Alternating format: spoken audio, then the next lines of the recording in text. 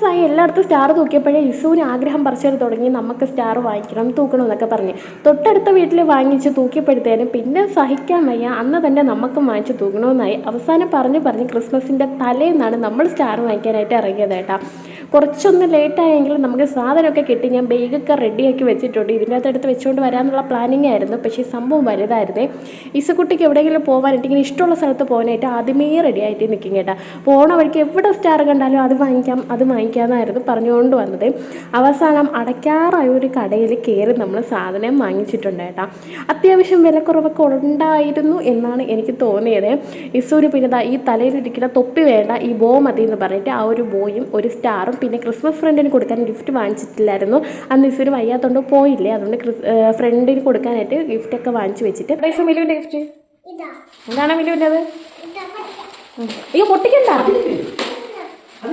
അത് മിലുവിൻ്റെ കാണിച്ചാൽ മതി. അങ്ങനെ ഇസൂരിനെ വേണ്ട, ഇസൂര് വാങ്ങിച്ച ഡോക്ടർ സെറ്റ് അവിടെ. ഇസൂനാണെങ്കിൽ സഹിക്കാൻ വയ്യ, അത് എങ്ങനെയെങ്കിലും പൊട്ടിച്ചാൽ മതി. ഒരുവിധം ഞാൻ വാങ്ങിച്ചു വെച്ചിട്ടുണ്ട് കേട്ടോ. അങ്ങനെ ബാക്കി നമ്മളിവിടെ ലൈറ്റൊക്കെ സെറ്റ് ചെയ്തുകൊണ്ട് നിൽക്കുകയാണ്. ബാക്കി വിശേഷം അടുത്ത വീഡിയോയിൽ.